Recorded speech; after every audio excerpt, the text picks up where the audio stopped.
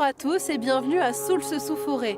Cette commune de plus de 3000 habitants ne manque pas d'atouts, entourée par le parc naturel régional des Vosges du Nord et riche de nombreux commerces et de nombreuses associations. Parmi les associations, des musiciens qui pratiquent un instrument venu d'une autre montagne, le Cor des Alpes.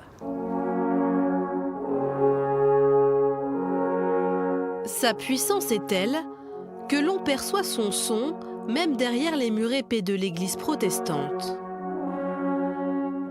Avec sa silhouette élancée et son pavillon décoré, le Cor des Alpes n'est pas un instrument auquel on se frotte par hasard. Pour Thomas Ruby, la rencontre a eu lieu en Suisse, berceau de l'instrument. Chaque fois qu'on arrive en Suisse, qui c'est qui était là? Les sonneurs de cor. Et là, je me suis dit, ça doit être un signe. Et donc, je me suis dit, tant, on y va. On va lancer une association de Cor des Alpes à Soultz. En 2002, il crée donc l'association et parmi ses premiers membres, René Phillips.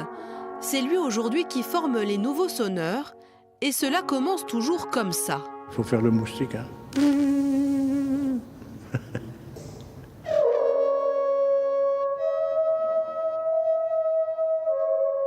Pour aigu, il faut pincer. Pour grave, il faut lâcher les lèvres.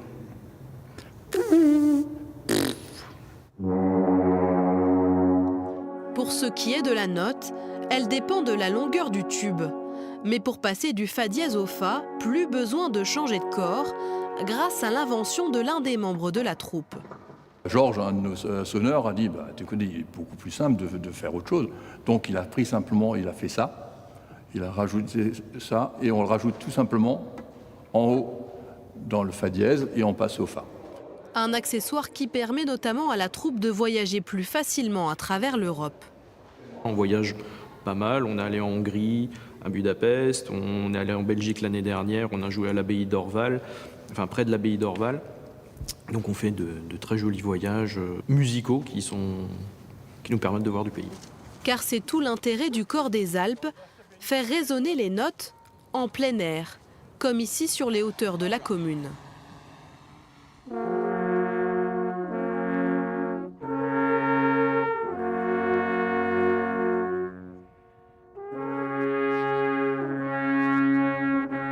Dans les Alpes, en montagne, ça permettait aux gens de communiquer entre les différents alpages.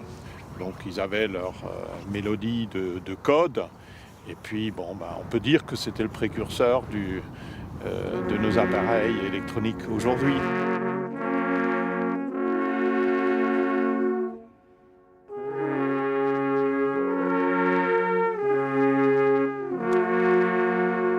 Et demain, nous irons à la rencontre d'une habitante héritière d'une tradition familiale, le pain azim, un pain traditionnellement réservé à la communauté juive, mais depuis décliné en plein de variétés.